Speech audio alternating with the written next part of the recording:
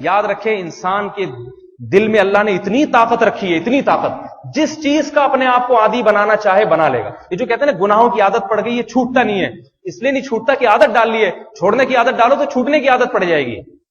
چھوڑنے کی عادت ڈالو گے، آہستہ آہستہ چھوڑنا شروع کر دو، چھوٹنے کی عادت پڑ جائے گی. ایک نسخہ بتا کے اپنی بات کو ختم کرتا ہوں. دیکھو گناہ کی عادت چھوٹتی کیسے ہے، ایک نسخہ بتا رہا ہوں، اور یہ نسخہ تجربے پر مبنی ہے، صرف ہوائی فائرنگ نہیں ہے، ہوائی باتیں نہیں ہیں، قرآن حدیث سے بھی ثابت اور تجارب سے بھی ثابت ہے.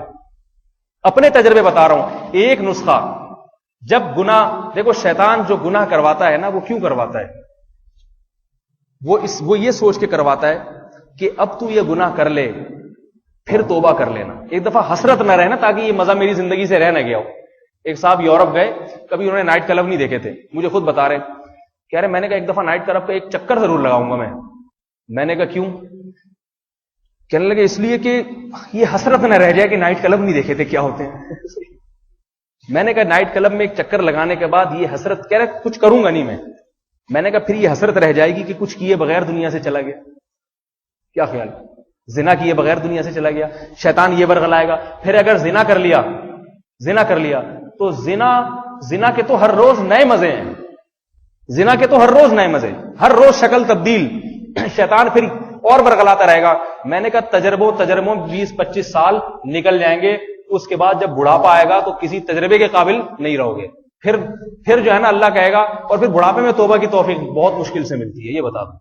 پھر کہیں گے بوڑھے میں توبہ، بوڑھا آدمی بہت مشکل سے توبہ کرتا ہے. وہ جو کسی سے بدگمان ہونا جائز نہیں ہے. بوڑھے نے اگر گناہ چھوڑا ہوا ہے، کسی مخصوص کے بارے میں بدگمان ہونا جائز نہیں ہے. کوئی بھی کبھی بھی توبہ کرے قبول ہے. لیکن عام طور پہ اگر بوڑھے سے گناہ چھوٹے ہوئے ہوتے ہیں تو وہ اس لیے وہ اس کو پتا ہے کہ نہیں ہو سکتے. اگر اللہ اس میں صحت لوٹا دے نا، صحت لوٹا دیں، پھر پتہ چلے گا کہ وہ توبہ پر قائم ہے یا نہیں. تو توبہ تو دل کی بات ہے نا، وہ تو اللہ ہی جانتا ہے. اللہ کو پتا ہے کہ اس کی صحت واپس آ جائے گی. جیسے ایک آدمی دریا میں ڈوب رہا تھا، ڈوبنے لگا، لوگوں نے کہا کوئی منت مان لے کہ اتنی دے کے اللہ کی راہ میں دوں گا تو شاید بچ جائے. اس نے کہا وہ منت نہیں، تیر کے نکل آؤں گا میں باہر. صحیح ہے نا، میں نے کہا خام میں دے کے دینی پڑیں گی. تو بہت سمجھایا لوگوں نے، باللہ جب اس کو یقین ہو گیا اب تو مر ہی رہا ہوں، نہیں بچتا. تو اس نے کہا اللہ تو نے مجھے بچا لیا تو 2 دیگیں تیرے نام پہ میں صدقہ کروں گا. ایک دم ایک لہر آئی، اس کو اٹھا کے باہر، جیسے باہر نکلا کہتے کیڑی دیگ، کون سی دیگ؟ ایک دم دوسری لہر آ کے اندر واپس. کہہ رہے بھائی میں یہ پوچھ رہا تھا کہ کھارے چاول کی یا میٹھے چاول؟ پوچھنے تو دو کم از کم، پوچھنے بھی نہیں دے رہے. وَإِذَا غَشِيَهُم مَّوْجٌ كَالظُّلَلِ دَعَوُا اللَّهَ مُخْلِصِينَ لَهُ الدِّينَ. قرآن انسان کی نفسیات سے واقف ہے نا. قرآن بتاتا ہے جب مصیبت میں پڑتے ہو سب خالص اللہ کو پکارتے ہو. قرآن کہتا ہے توبہ بھی کرتے ہو، گناہوں کو لات مارنے کا عزم بھی کرتے ہو. جب تمہیں طوفانی موجیں تاروں طرف سے گھیر لیں، زلزلے میں پھنس جاؤ، موت کو اپنی آنکھوں سے دیکھنا شروع کر دو. دعوا اللہ مخلصین لئن انجیتنا صالحا لنکونن من الصالحین. اے اللہ اگر تو نے اس عذاب سے نجات دے دی، میں گناہوں کے قریب نہیں پھٹکوں گا، ضرور ضرور میں صالح لوگوں کی زندگی گزاروں گا. فلما نجاہم فمنہم مقتصد. فرمایا اگر ہم نجات دے دیں، منہم، من تبعیض کے لیے، بہت تھوڑے سے ہوتے ہیں جو اپنی اصلاح اعتدال پہ قائم رہتے ہیں. آگے دھمکی دی، یا ایھا الناس، اے لوگو انما بغیکم علی انفسکم. تم جو ہمارے خلاف بغاوتیں کر رہے ہو نا، معاہدے کرتے ہو، مصیبت میں پڑ گئے، پھر مصیبت سے نجات دیتے ہیں، دوبارہ پلٹ جاتے ہو، پھر مصیبت نہیں آتی، پھر موت تک ہم تمہیں گناہوں میں چھوڑ دیتے ہیں. لیکن یہ یاد رکھو جو تم نے معاہدہ توڑ کے بغاوت کی ہے، انما بغیکم علی انفسکم، اس بغاوت کا نقصان تم اپنے خلاف کر رہے ہو. یہ بغاوت تمہارے اپنے خلاف ہے، ہمارے خلاف نہیں ہے. متاع فی الدنیا، سورہ یونس کی یہ آیات ہے، کیسی پیاری آیات. متاع فی الدنیا، دنیا کا تھوڑا سا نفع اٹھا لو گے تھوڑے دن، اور بار بار نہ زلزلے آئیں گے، بار بار نہ طوفانی موجیں تمہیں گھیریں گی، بار بار نہ موت کے منہ میں جاؤ گے. ایک دفعہ گئے تھے، توبہ کر کے واپس آ گئے، اچھی بات ہے، توبہ کر کے واپس آ کے قائم رہے، اچھی بات. اگر دوبارہ بدل گئے، دوبارہ یہ تمہیں دھمکیاں نہیں ملیں گی خدا کی طرف سے، یہ بھی خوش قسمت لوگوں کو ملتی ہیں. لہذا تھوڑے دن کا نفع اٹھا لو گے. ثم الینا مرجعکم، پھر لوٹ کر ہمارے ہی طرف آنا ہے.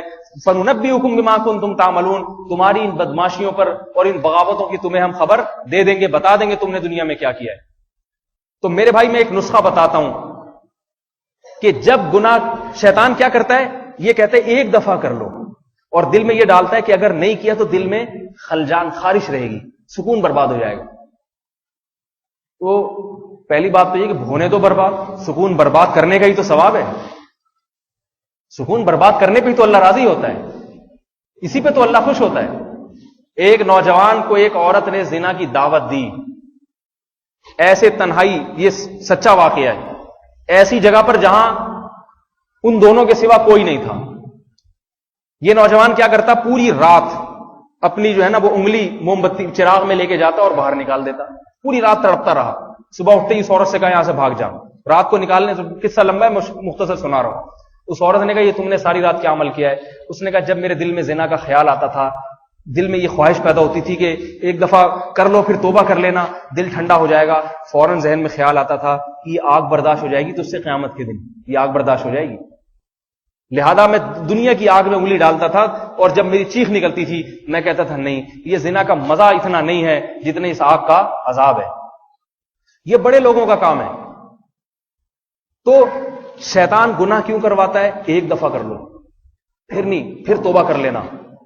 تو جس نے یہ راہ اختیار کی نا وہ موت تک کرتا رہتا ہے, موت تک یہی سوچ کے کرتا رہتا ہے کہ توبہ کر لوں گا, اور توبہ کی توفیق اس سے چھین لی جاتی ہے, نہیں کرتا پھر توبہ, نہیں کرتا. توبہ کرنا آسان کام نہیں ہے, اور اگر کرتا بھی ہے تو کہتا 25-30 مرتبہ کر لو پھر کر لوں گا, اور اسی اثنا میں بعض دفعہ اس کی موت واقع ہو جاتی ہے. صرف ہزاروں لاکھوں واقعات ہیں. تو شیطان جس راہ سے گمراہ کرنا ہے نا اسی راہ سے شیطان کے شر سے بچو. وہ کیا ہے کہ صرف اس دفعہ نہیں کروں گا, اگلی دفعہ کر لوں گا. سمجھ میں آ رہی ہے بات؟ نہیں آ رہی میرا خیال. وجہ پتہ ہے کیا ہے؟ وجہ یہ ہے کہ ساری زندگی کے لیے گناہ چھوڑنے کے لیے تیار نہیں ہوتا انسان. وہ کہتا ہے یار میں پورا صوفی بن کے بیٹھ جاؤں ساری زندگی, یہ تو بڑا مسئلہ ہے, یہ سارے مزے ہی چھوڑے. شیطان کہتا ہے اتنا مشکل, بہت مشکل ہے بھائی, 2-4 دفعہ کر لے پھر چھوڑ دینا. تو شیطان کو یوں ورغلائے اپنے نفس کو کہ میں ساری زندگی کے لیے چھوڑ ہی نہیں رہا, اس دفعہ موقع ہے, بس اس دفعہ نہیں کروں گا, اگلی دفعہ کر لوں گا میں. تو میرے بھائی یہ ہمت کرو گے نہیں کرو گے؟ جب دل آئے آج نہیں, شیطان کو بولو کل کر لوں. اور پھر بھی اگر کرا دے شیطان گناہ, مایوس نہ ہو, اس لیے کہ ولا تیأسوا من روح اللہ, اللہ کیا فرماتے ہیں, لا تقنطوا من رحمت اللہ, اللہ آپ کو اپنی رحمت سے مایوس نہیں کر رہا, کیونکہ مایوسی کے لیے اللہ نے ایک ٹائم متعین کر دیا ہے. اللہ اپنے ٹائم کے اوقات کے بڑے پابند ہیں. اللہ نے کہا جو میں نے ٹائم مقرر کیا نا مایوس کرنے کے لیے وہ ہے موت کا وقت, اس سے پہلے کوئی مایوس نہیں ہو سکتا, دروازے توبہ کے کھلے ہوئے, لیکن موت کے وقت مایوسی ہی مایوسی ہے.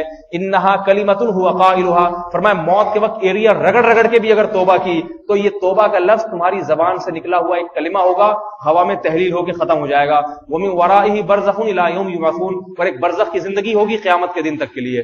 تو میرے بھائی یہ ساری نصیحتیں ساری باتیں موت کا جھٹکا دیکھنے سے پہلے کے لیے. اللہ ہماری عورتوں کو موت سے پہلے مکمل پردے کی توفیق عطا فرمائے, غیبتوں سے بچنے کی توفیق عطا فرمائے, والدینوں کی ماں کی فرما برداری باپ کی فرما برداری کی توفیق عطا فرمائے, شوہر کی اطاعت کی توفیق, جھوٹ چوری چغلی اور برائیوں اور چوریوں سے اللہ تعالی حفاظت فرمائے, اور ہمارے مردوں کو اللہ تعالی نظر کی حفاظت عطا فرما دے, ہمارے نوجوانوں کو داڑھی رکھنے کی توفیق عطا فرما دے.